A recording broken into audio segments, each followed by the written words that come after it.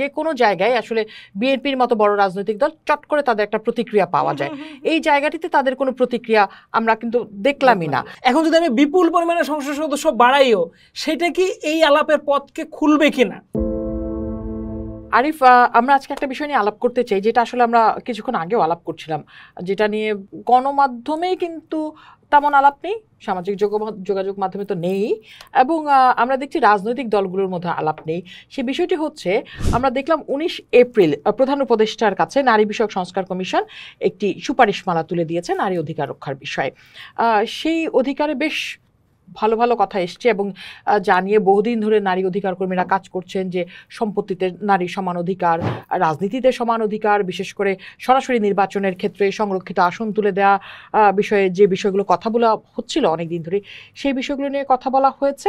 এবং সবচেয়ে বেশি যে বিষয়টি এসছে বা কথা বলেছেন তারা, প্রধান উপদেষ্টা সেখানে সাংবাদিকদের সাথে তারা বলেছেন যে নারীর বিরুদ্ধে যে নানা সময় নানা রকম বয়ান দেখতে পাওয়া যায়, হয়রানিমূলক কথা আমরা শুনতে পাই, এবং যে কোনো জায়গায় যে কোনোভাবে আসলে নারীকে ব্যবহার করার যে চর্চা, বিশেষ করে বিভিন্ন ধরনের ওয়াজ মাহফিল সহ আমরা নানা জায়গায় দেখি যে নারী বিষয়ে এক লাইন বলতে পারলেই আসলে সেটা পপুলার হয়ে যাচ্ছে। এই বিষয় নিয়ে সরব শুধুমাত্র নারীরাই, এবং তারা এটি দেখলাম আমরা 19 তারিখে প্রধান উপদেষ্টার কাছে দিলেন।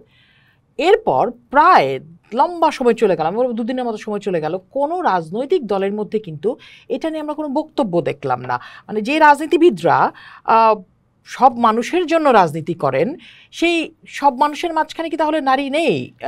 আমিও দেখতেছি যে একটা রাজনৈতিক দলে এটা নিয়ে কথা বলতেছে খুব সোচ্চারভাবে, সেটা হচ্ছে জামাতে ইসলাম। জামাতে ইসলামের আমির আজকে সকালবেলা ফেসবুকে স্ট্যাটাস দিচ্ছেন যে নারী বিষয়ে সংস্কার কমিশনের সুপারিশকৃত রিপোর্ট দেখে আমি বিস্মিত। দেশে যখন নৈতিকতার অভাবে বিভিন্ন ধরনের সামাজিক এবং পারিবারিক সমস্যা দেখা দিচ্ছে, সেখানে নৈতিক ও ধর্মীয় মূল্যবোধের ভিত্তিতে সামাজিক শৃঙ্খলা ফিরিয়ে আনার পরিবর্তে উক্ত সুপারিশমালায় এমন কিছু গর্হিত বিষয় নিয়ে আসা হয়েছে যেটা হচ্ছে কোরআন এবং হাদিসের সুস্পষ্ট লঙ্ঘন, পাশাপাশি সমস্ত ধর্মীয় মূল্যবোধকে নাকি এটা তছনছ করে দিবে। না, সেটা তো জামাতের আসলে একটা অ্যাঙ্গেল। জামাত সবসময় আসলে তার স্ট্যান্ড পয়েন্ট হচ্ছে সেটা যে সে নারীর এই অধিকারের বিষয়ে কথা বলবে না বা বিপক্ষে কথা বলবে, কিন্তু এই যে গর্হিত শব্দটি তিনি ব্যবহার করলেন, কোনটা? না সেটাই তো, মানে ধরেন ও যদি এটাকে অ্যাকনোলেজ নাও করতে চায়, এই কমিশনে তো অসংখ্য সুপারিশ আছে, এর মধ্যে অনেকগুলা এত গুরুত্বপূর্ণ, এবং এইটার সাথে যে কোনো হিউম্যান বিং ধর্ম বর্ণ নির্বিশেষে তার কোনো সুযোগ নাই যে এটার সাথে বিরোধিতা করার। তার যদি একটা দুইটা সুপারিশ নিয়ে সমস্যাও থেকে থাকে, বাকির সুপারিশগুলো যে ভালো হয়েছে এই কথাটা বলার দায়ে জামাত কি বোধ করছে কিনা, বা অন্যান্য রাজনৈতিক দলগুলো বা কি বলতেছে।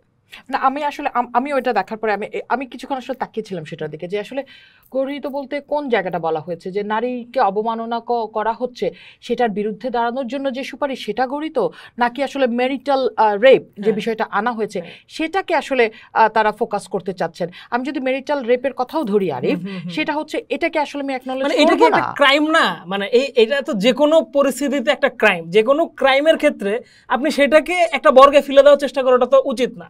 আবার ধরেন এই যে আমরা দেখলাম অভ্যুত্থানের সময় নারীদের যে সবল অংশগ্রহণ, এই অভ্যুত্থান থেকে গড়ে ওঠা যে পার্টি এনসিপি, সেই বা কি বলতেছে? আমরা তো দেখতেছি যে অনেকটুকু সময় পার হয়ে গেছে, এনসিপির অফিসিয়াল পেজে তারা বিভিন্ন তাদের দাবি দাবা নিয়ে কথা বলছে, সরকারের কাজকর্ম নিয়ে কথা বলতেছে, কিন্তু এই কমিশনের রিপোর্টটা নিয়ে তো সে কিছু বলতেছে না এখনো পর্যন্ত তারা কিছু। এবং তার অনেক নেতারা তো সোশ্যাল মিডিয়ায় অনেক সক্রিয়, যে কোনো ইস্যুতে আগে থেকেই কথা বলে ফেলতেছেন, কিন্তু কি কবরের নীরবতা আমরা দেখতে পাচ্ছি। দাবিগুলো আপনি, মানে আমার কাছে বেশি খারাপ লাগতেছে এইটাই, যে এই কমিশনটা যেই বিষয়গুলোকে সামনে আনতেছে দে আর ভেরি ইম্পর্টেন্ট, এবং বাংলাদেশের যদি অর্ধেক পপুলেশন হয়ে থাকে নারী, আমি বুঝতে পারি, মানে সোজা কথা তো এইটা যে ধর্মীয় কিছু রিজার্ভেশনের কারণে দলগুলো আসলে তাদের এই সমালোচনা নিতে পারতেছে না। তাই বলে কি এনসিপিও? কারণ আমি তো সংস্কারের কথা বলেই এসেছি, আমি তো নতুনের কথা বলেই এসেছি, এবং সেটা বলে আমি নারী আছে বলে দাবি করতেছি। অভ্যুত্থানে নারীরা অনেক পরিমাণে অংশগ্রহণ করছে, এমনকি 50 ভাগের বেশি, 60% বলা হচ্ছে যে নারীর এই এখানে সক্রিয় ছিলেন অভ্যুত্থানের সময়, এবং তাদেরকে আমরা কিন্তু সামনের সারিতে দেখেছি, পুরো অভ্যুত্থানের সময়টাই সেখানে দেখেছি, এবং তারা সেটাকে সাধুবাদ জানিয়েছেন যখন প্রশ্নের মুখোমুখি হয়েছেন এনসিপির বিভিন্ন নেতারা যে আসলে আপনার দলে আসলে কত শতাংশ নারী থাকছেন। আমরা খুব দ্রুত তাদের মধ্যে বদল দেখেছি। আমরা দেখেছি যে একেবারে কমিটির প্রথম সারিতে তারা নারীদেরকে জায়গা দিয়েছেন, প্রধান চেয়ারগুলিতে তারা নারীদেরকে রেখেছেন। যদি আমি সামান্তার একটা ইন্টারভিউতে দেখছিলাম, সামান্তা শারমিন এনসিপি নেতা, তিনি খালেদ মহিউদ্দিনের একটি টকশোতে বলছিলেন যে তার দলে নারী পুরুষের সমান অধিকার আছে কিনা সেটা নিয়ে আসলে তিনি একটু দ্বিধান্বিত ছিল, যেটা পরে আমরা দেখেছি যে নেট দুনিয়ায় ব্যাপক সমালোচনা। তার মানে কি যে তারাও আসলে কি 50 বছরের আগে বা 53 বছর আগের পুরনো রাজনৈতিক দলগুলোর ভূমিকায় আছে? খুব দুঃখজনক না এই বিষয়টা, যে সে যদি একটা পপুলিজমের রাজনীতিও করতে চায়, সে কি নারীকে মনে করে না যে তার ভোটার, তার কি নারীর দিকে ভাবতে হবে না? আচ্ছা, এইখানে বাংলাদেশের সবচেয়ে বড় রাজনৈতিক দল এই মুহূর্তে বিএনপি বা কি বলতেছে? তাদেরকেও কি আমরা দেখতেছি যে কি এই বিষয়ে কোনো কথা বলতে? না, এখনো পর্যন্ত না। তারা যতটা সংস্কার নিয়ে সরব, যতটা নির্বাচন নিয়ে সরব, এখনো পর্যন্ত একদিন হয়ে গেল এই ধরনের একটি সুপারিশ আমরা দেখি যে কোনো জায়গায় আসলে বিএনপির মতো বড় রাজনৈতিক দল চট করে তাদের একটা প্রতিক্রিয়া পাওয়া যায়। এই জায়গাটিতে তাদের কোনো প্রতিক্রিয়া আমরা কিন্তু দেখলামই না। এবং সবচেয়ে তার দলের প্রধান হচ্ছে নারী, এবং এই প্রধান নারী থাকা অবস্থাতেও কিন্তু তারা ফাইট করে এসছেন যে 33% নারীর যে অবস্থান থাকার কথা ছিল প্রত্যেকটি রাজনৈতিক দলের, যেটি বলা হয়েছিল যে আরপি অনুযায়ী আসলে সেখানে 33% নারী থাকবেন। কোনো রাজনৈতিক দল কিন্তু সেই চর্চায় নেই এখনো পর্যন্ত।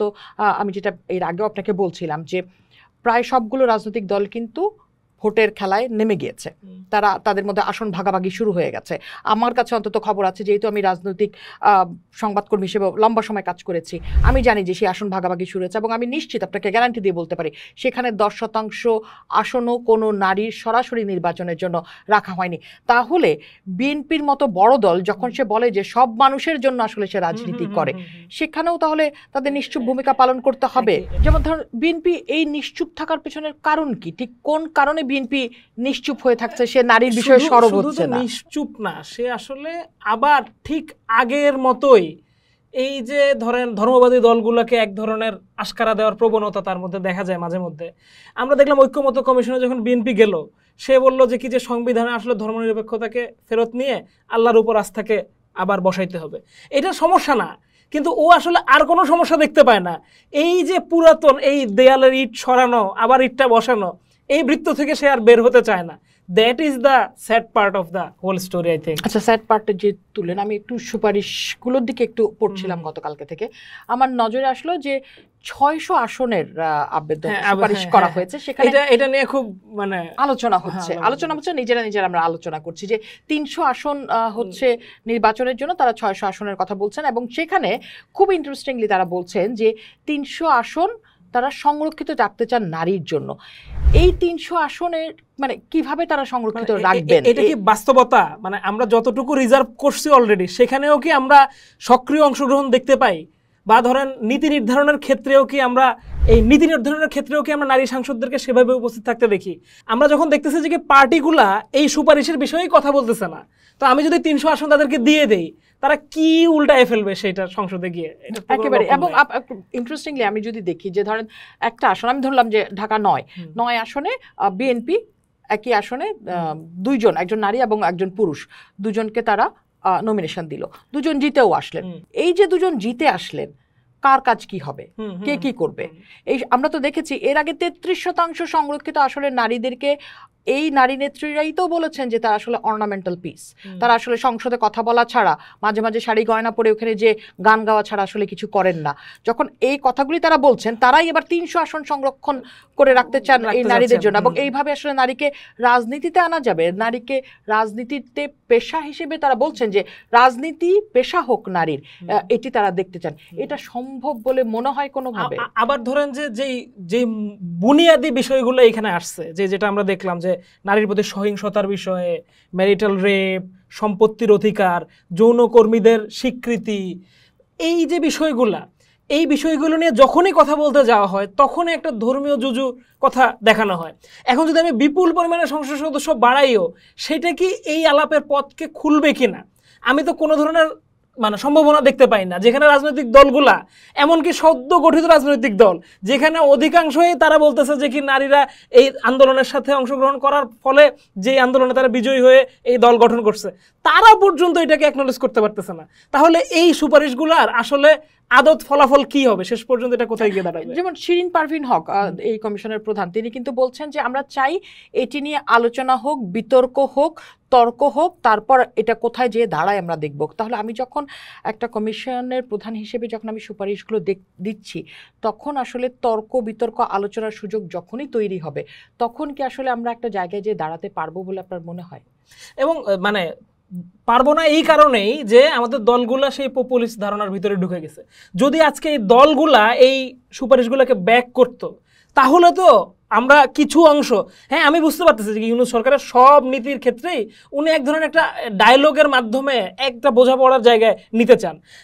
এবং সুপারিশগুলোর ভিতরে তো আমরা দেখলাম যে যেটা নিয়ে সবচেয়ে বেশি সমালোচনা, সম্পত্তির অধিকার, সেইখানে আমরা সাব ক্যাটাগরিতে গিয়ে দেখতেছি যে ঐচ্ছিক রাখা হয়েছে। এই জায়গাটা আমি আসতে যাচ্ছিলাম, যদিও আমি আশা করবো যে এটা নিয়ে আমরা একটা বড় কথা বলার সুযোগ পাবো আরিফ। অবশ্যই এটা নিশ্চয়ই কোনো একটা একাডেমিক আলোচনা করার চেষ্টা করব, একেবারে আমরা সেই আলোচনা করতে চাই। কিন্তু তার আগে এখন একটু ছোট্ট করে, মানে এই যে ঐচ্ছিক শব্দটা, যে আমি আসলে একটা সুপারিশ করছি যে আমার সম্পত্তিতে সব ধর্মের নারীদের সমান সম্পত্তিতে সমান অধিকার আসুক, আবার আমি এটি সম্প্রদায়ের হাতে রেখে দিচ্ছি যেন তারা এটা ঐচ্ছিক হিসেবে আমি সম্প্রদায়ের হাতে রেখে দিচ্ছি। যখন এটি সম্প্রদায়ের হাতে ঐচ্ছিক হিসেবে যাবে, সেটি কি বদলাবে? মানে এই ক্ষেত্রে হয়তো আমার একটু অন্যরকম মতামত থাকতে পারে। যে আমি দেখতে পাই যে ধরুন অটোমান সাম্রাজ্য যখন বিভিন্ন ধরনের আইনকে একাধিকভাবে, মানে বিভিন্ন ধরনের আইনকে একই রাষ্ট্রে প্রয়োগ করার ব্যবস্থাটা করলো, অর্থাৎ ওই দেশের অন্য ধর্মের মানুষ তার নিজের ধর্মের নিয়মে এই বিয়ে করতে পারবে, সম্পত্তি ভাগ বাটোয়ারা করতে পারবে, এইটাকে যখন প্রয়োগ করলো, এটাকে এক ধরনের একটা গণতান্ত্রিকতার সূচনা হিসেবে আমরা দেখতে পারি। সো আমাদের এখানেও যেহেতু এখন পর্যন্ত কোনো সুযোগ নাই নারীর জন্য এই সম্পত্তিতে কোনোভাবেই, তার যদি মানে তার সম্পত্তিতে নারীর অধিকারের ক্ষেত্রে যেহেতু তার সেই পুরাতন ধর্মীয় নিয়মেই ফিরে যেতে হয়, তার কোনো ব্যতিক্রমেরই কোনো সুযোগ নাই যদি না তার পিতা সেটাকে দান করে যান বা আগে থেকে দলিল করে যান। ফলে রাষ্ট্র যদি একটা অপশন রাখে, তাহলে হয়তো 3টা অপশনের ভিতরে ওই নারী যদি মনে করেন উনি রাষ্ট্রের কাছে যেতে চান, রাষ্ট্রীয় নিয়মে অর্ধেক চান, তাহলে আদালতে শরণাপন্ন হতে পারেন, অন্তত এইটুকু সুযোগ আসবে। তবে এই বিতর্ক করা যাইতে পারে যে আজকের দিনেও এসে অন্তত এতটুকু সুযোগ নিয়ে এই আমরা খুশি থাকতে পারি কিনা। তবে আমি মনে করি যে এটাও অনেকটুকু অগ্রসরতা। নিশ্চয়ই আরিফ যেটা বলছিলাম যে এটা আমরা আসলে একদিন সুযোগ নিব, এটা আরেকটু বড়ভাবে আলাপ করার, সে নিশ্চয়ই সেই সুযোগ আমরা পাবো। অন্তত একজন একাডেমিকের সাথে এটা নিয়ে আলাপ করতে চাই, সেই সুযোগ কতটা থাকবে, কারণ হিন্দু ধর্মের যে আইন রয়েছে সেখানেও তো আসলে বিরাট বিতর্কের জায়গা। ভারতেও তো ভালো বিতর্ক হয়, ভালো বিতর্ক রয়েছে, এবং সম্প্রতি আমরা টিউনিশিয়া, তুরস্ক, মিশর এসব জায়গায়ও দেখি এগুলো নিয়ে বিতর্ক আছে, কখনো সেটেল হয়, কখনো ডিবেট তৈরি হয়। তো এই ডিবেটগুলো চলা উচিত, সেটা কোনো সমস্যা না।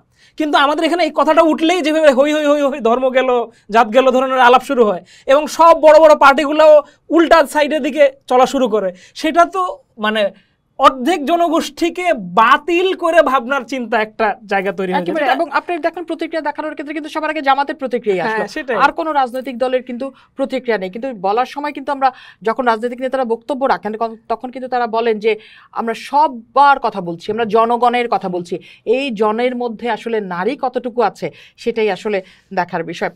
আরিফা, আমরা এই আলাপটা তুলে রাখতে চাই, কারণ এই আলাপটা আসলে যতখানি না আমরা তার চেয়ে বেশি একাডেমিক আলাপ হওয়া আমার মনে হয় সবচেয়ে বেশি জরুরি। কারণ যখন আমরা এটা নিয়ে কথা বলবো, নানা প্রশ্ন উঠবে, বিশেষ করে ধর্মের অ্যাঙ্গেল থেকে আসলে নানা রকম প্রশ্ন উঠবে। সেই প্রশ্নের উত্তর নিয়েই আসলে আমরা বসতে চাই, কারণ পোস্ট চাই অন্তত সব কিছু খোলাসাভাবে বলতে, সব কিছু ভেঙে দেখানোর চেষ্টা করতে, আরও বিস্তারিতভাবে জানাতে। পোস্ট দেখুন, ভাবুন, করুন, পোস্টের সাথেই থাকুন।